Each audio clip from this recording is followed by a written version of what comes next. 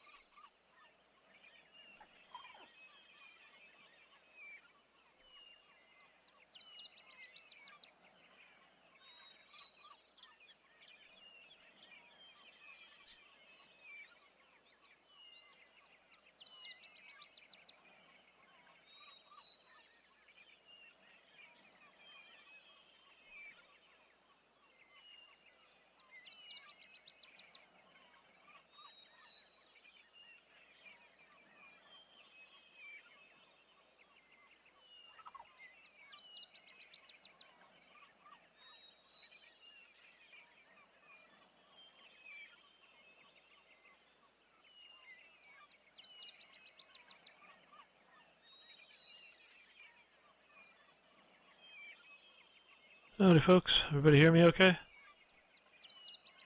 Yes. Yep.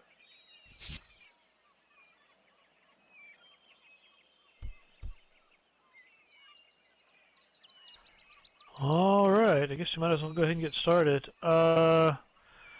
Let's see, EAP is a big thing. We are still trying to get that wrapped up and are anticipating that will be shipping in the not too distant future. If you haven't checked it out lately, please do. Euclid, do you want to say anything about how that's going currently? Yeah, we're trying to whittle down the issue bug and leave some time for QA and still be out in roughly a month. Most recent change, which I don't think should affect anybody, but it's a fairly big one, is we've turned off the ability to use fixed function shading. You know, being it's 15 years since OpenGL2 came out, we were kind of assuming that no one's really depending on that fixed function code anymore. And when we ran into a couple bugs, it was just more efficient to say it's time to put that to bed instead of trying to track them down. This is also known as disable basic shaders. Yeah, sorry. It's OpenGL prior to 1.0 or prior to 2.0 is fixed function. Has no shaders. It's been a fallback path for the oldest of the old graphics cards, but we're kind of sure that no one has a card that old anymore.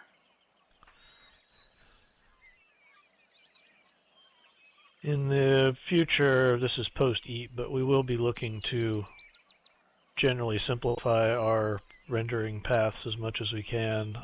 As you know, right now there's dozens and dozens of different settings and things that you enable with special debug tools and so forth. And obviously, it's just an unmaintainable mess. There's no earthly way that we can even test all the combination of legally allowable settings. And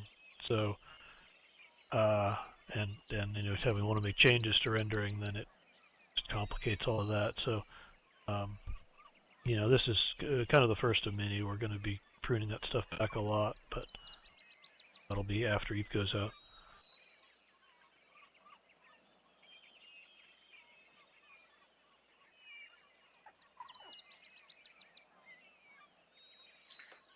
It's not mandatory ALM. It's just ALM is sort of the top end of all the settings, and basic shaders, or disabling of basic shaders, was the very, very low end, and we've just taken that lowest notch off the ladder.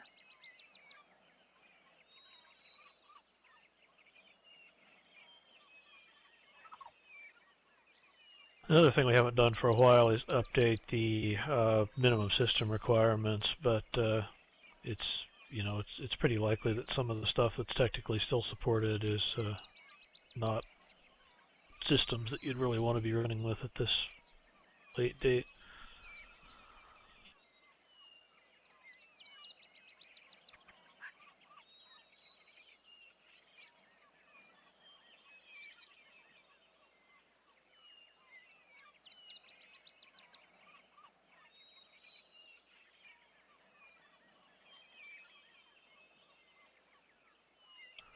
Okay, well, thanks, Euclid. Let's see, what else is going on? Working a little bit on the testing for Arctan. One interesting thing I uncovered in the process of that was I had some attachments that contained, like mesh attachments that contained a large number of prims, and it looks like if the number of prims is sufficiently large, then your appearance doesn't get baked correctly. The bake service just chokes on trying to read these things in, which kind of made me curious because it seems like this would be breaking the appearance service for a lot of other folks out there. I was just curious if anybody has seen that sort of thing, with any of their own content in the past.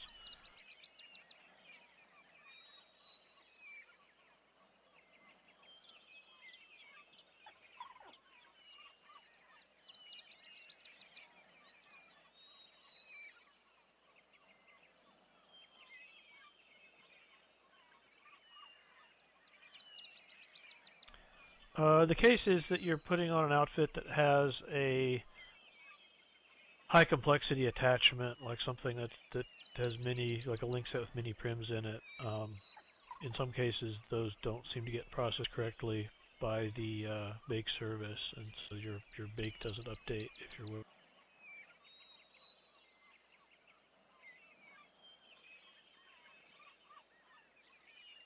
I have not seen any recent reports about bake service failing, so I'm kind of curious what's going on with that. I don't know if it's been there all along and most people just don't have that many prims or what. And this one you're getting on the high end, like somewhere north of 32 prims in a link set, stuff seems to fall over, which is, it's a legal number, but it's obviously on the high side.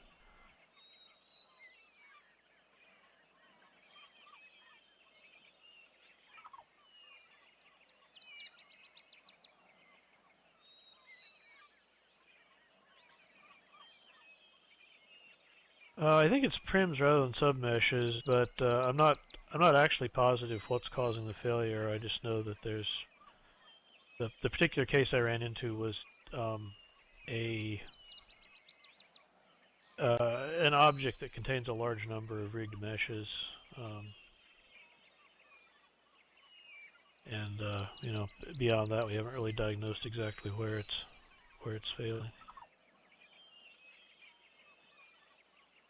Yeah. Sorry, I don't have it in a public JIRA right now. It's one that I just filed internally because I ran into it in my own testing.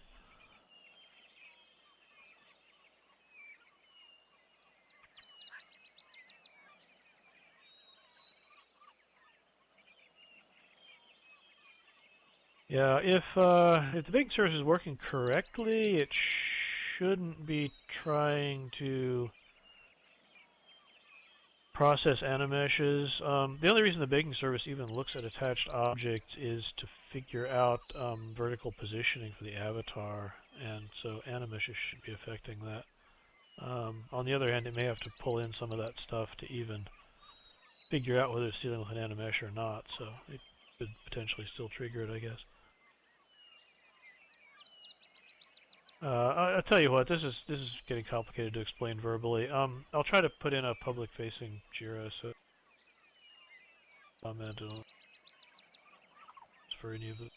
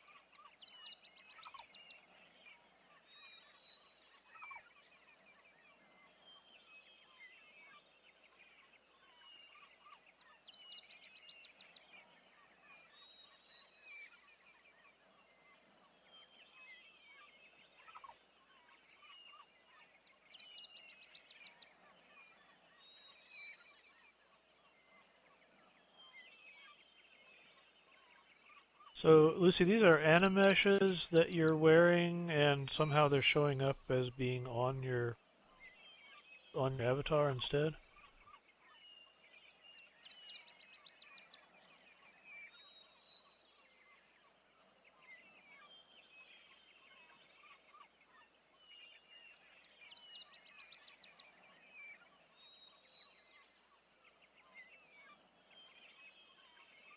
All right. So, what's the bug? The fact that your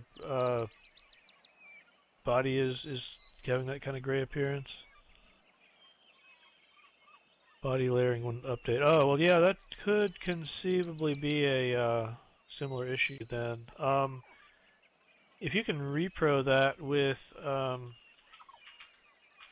debug avatar appearance message true, the debug setting, then you can find out whether your baking is actually failing. It'll show like what version you've asked for and what you've received from the bake service. If those stay out of sync with each other, then that would be a similar bug.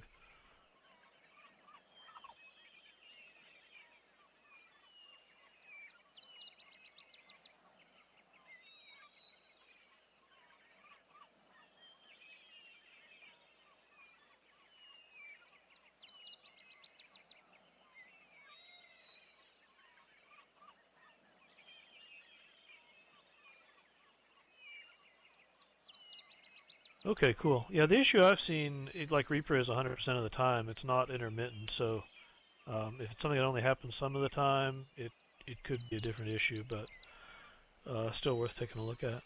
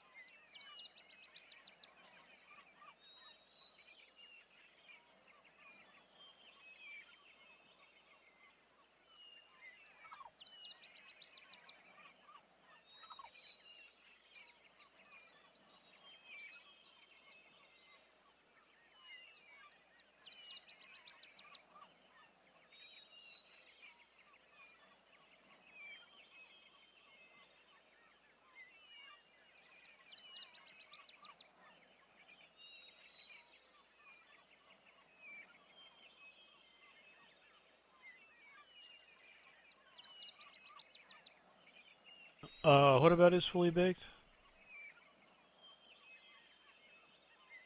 Oh, you're not convinced the logic there works properly?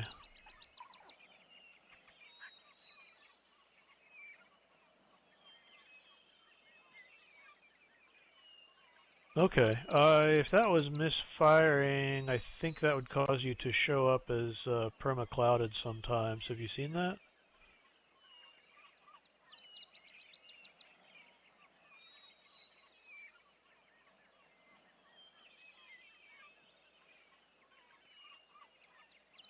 At least I think that's one way it could manifest.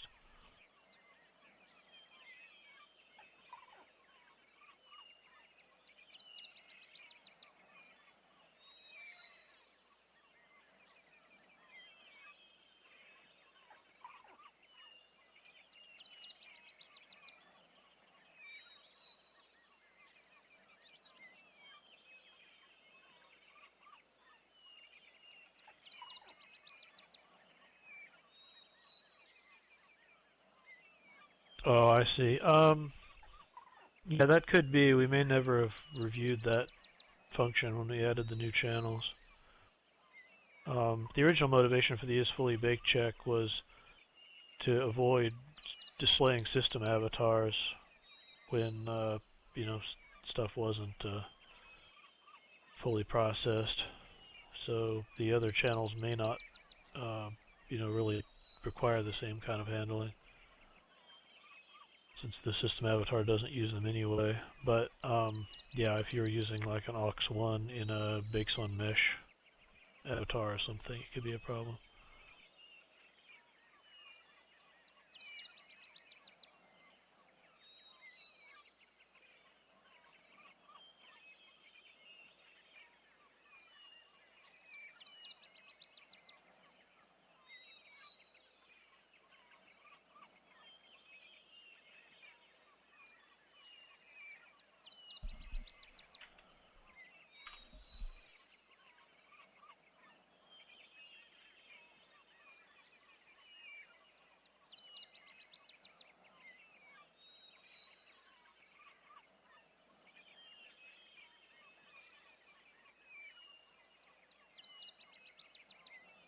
Yeah. Okay. Well, that's a good one to take a look at. Thanks.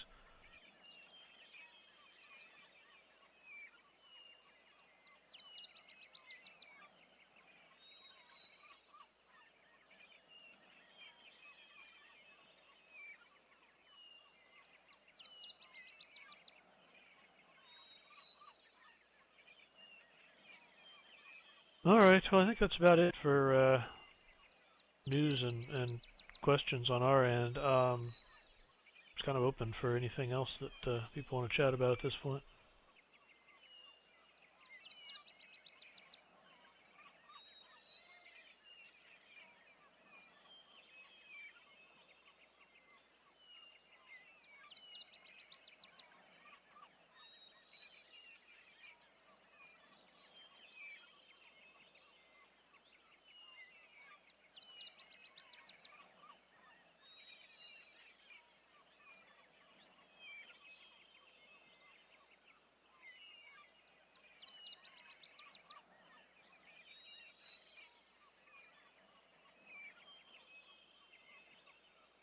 Last few mains to Muscadine.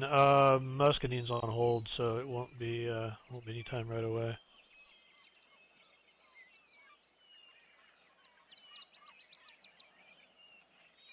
If it gets revived at some point, then I'll definitely let you guys know.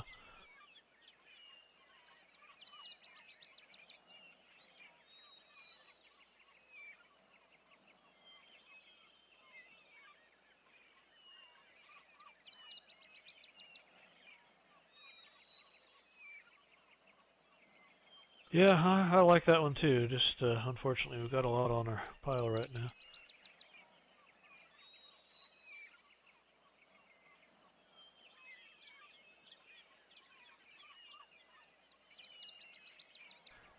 Yeah, I talked about Arc10 a little bit within the last couple of weeks. I mean, the short answer is that the initial effect of Arctan is definitely not going to change land impact. The stuff we're trying to get done in the relatively near term is all related to updating rendering cost.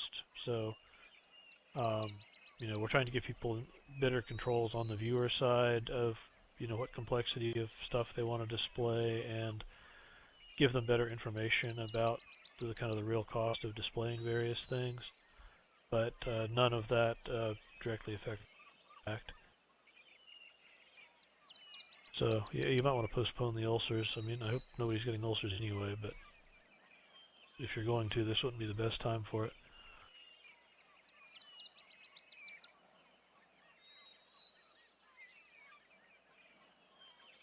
Let's see, the mesh uploader improvements. I'm not sure where those are. That is one of a kind of a long list of small update viewers. Well, I don't know, they're not so small, but kind of focused area viewer updates that we've had going in parallel for quite a while, and I'm not sure if it's just kind of gotten stuck in line behind something else. I'll try to find out about that.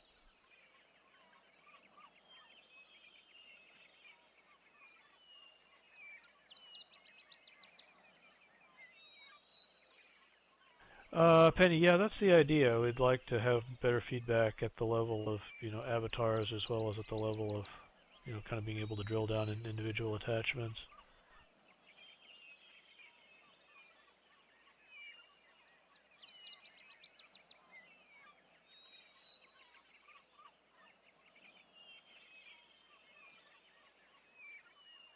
Yeah, right now the tools we have for calculating rendering cost could be applied just as well to static objects in the scene, not just avatars. Don't know for sure whether we would be including those in the first viewer update or not, but there's not any reason in principle. Just a question of how much UI we want to put out at the same time.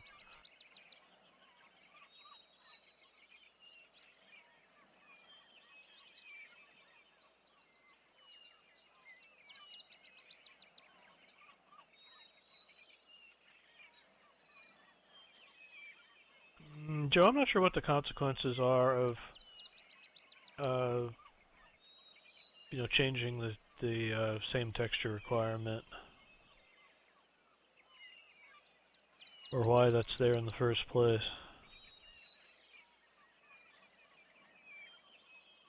It's been a while since we did the mesh upload project originally. If anybody remembers any previous discussions about that, feel free to chime in.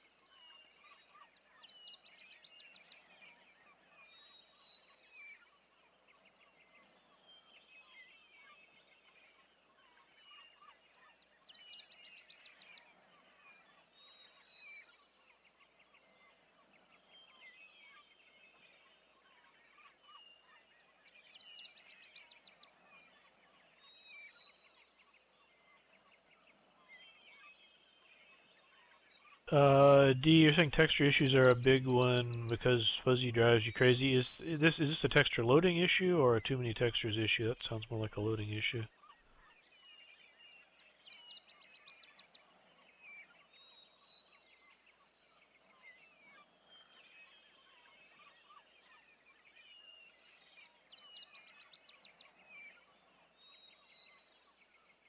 Yeah, it certainly can lead to loading issues, right?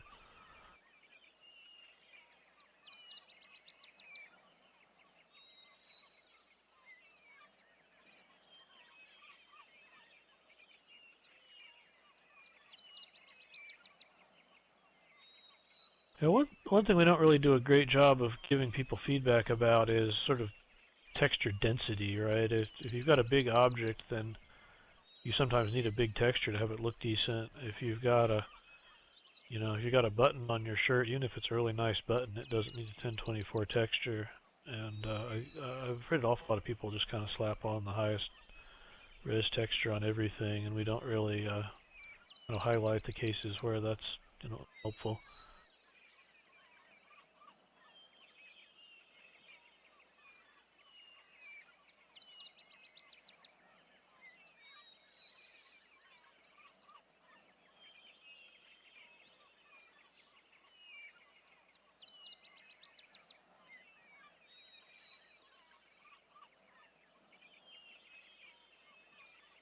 Do incorporate textures into the rendering cost calculation, but it may be that we're not factoring it in highly enough.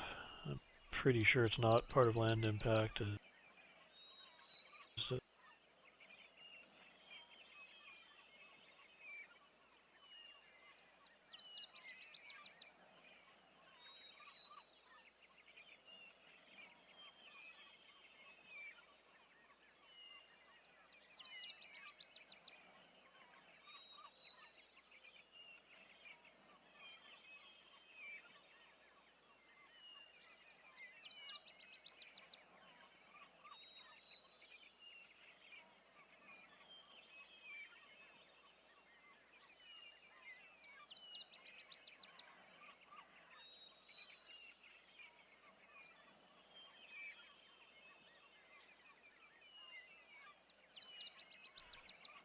Maps of any uploaded 1024. This is the one where we automatically give you a 512 and a 256 and so forth when you upload a higher one. Yeah.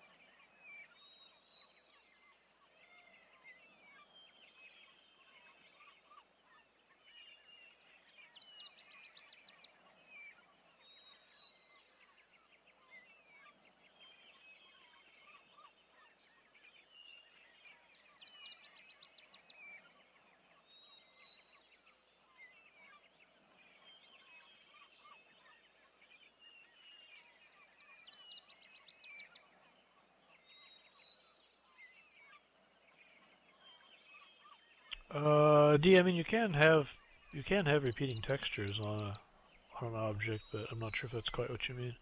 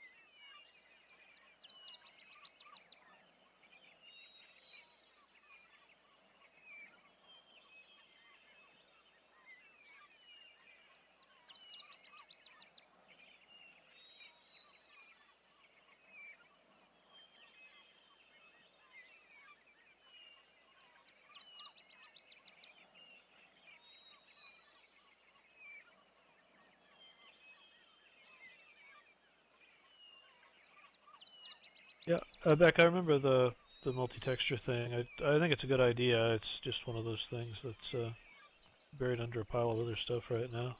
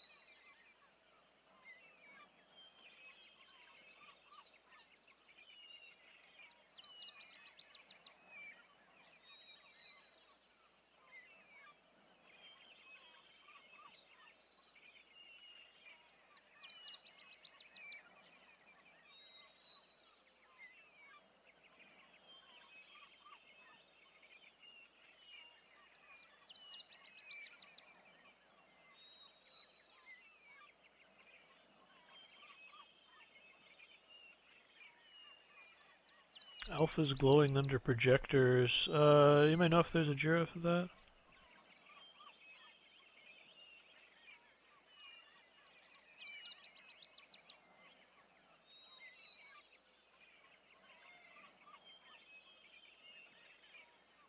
Sorry, I've been attending these meetings so long that AO is baked into my brain as animation override. What does it mean in this context? Ambient occlusion. Thanks.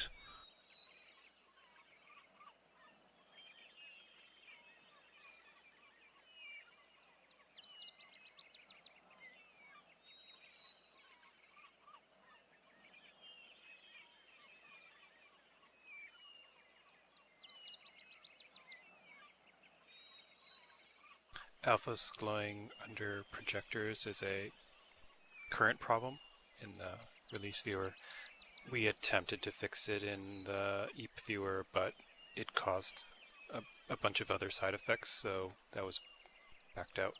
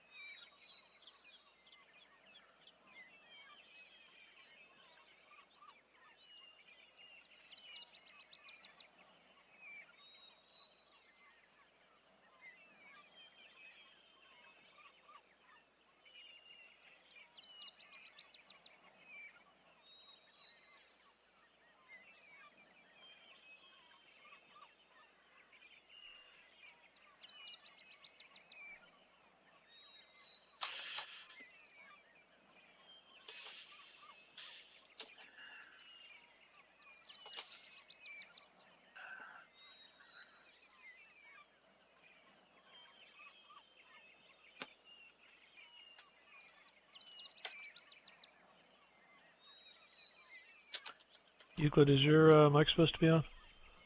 Oh, sorry. No.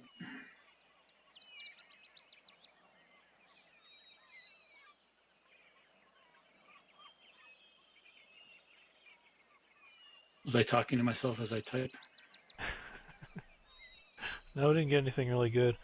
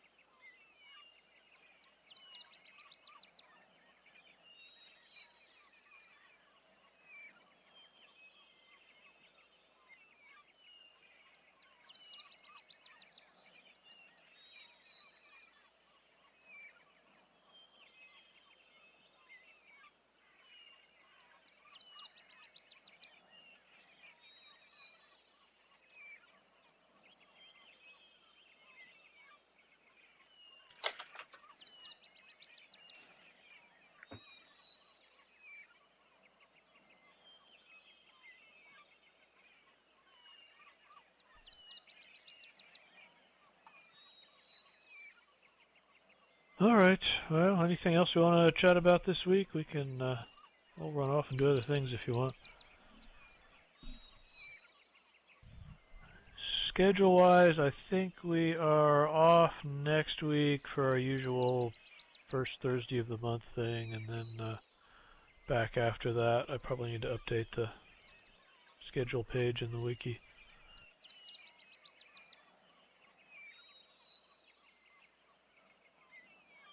Going once. Twice. We don't have a definite ETA, but we're shooting for quite soon.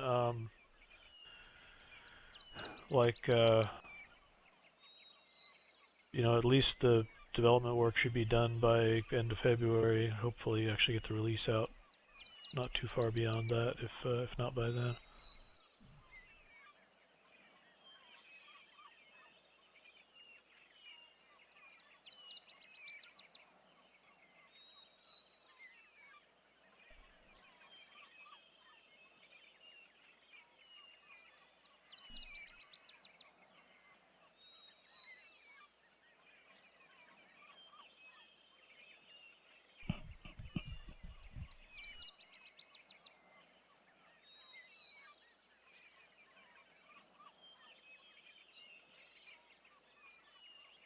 Yeah, frame rate really isn't our strong suit, but in our defense, if you leave out a lot of the content, it's much faster.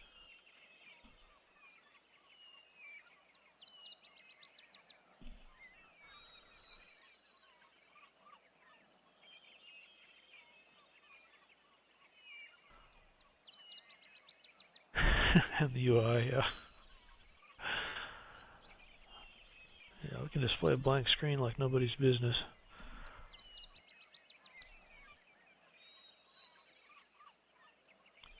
All right, well, I might as well wrap it up for this week. As I say, I'll update the schedule doc, and we can chat when we meet again in probably 2 weeks with hopefully more to say about EAP at that point. If anybody hasn't looked at EAP recently and wants to make sure that it doesn't doesn't turn their head purple or something, I would definitely recommend grabbing the viewer off our downloads page and giving it a try. Let us know if you see any conspicuous issues that we aren't already tracking. All right, I will talk to you later. Thanks, everyone. Well. Awesome. Thanks, Vir. Thanks, Linden. Thanks, everybody.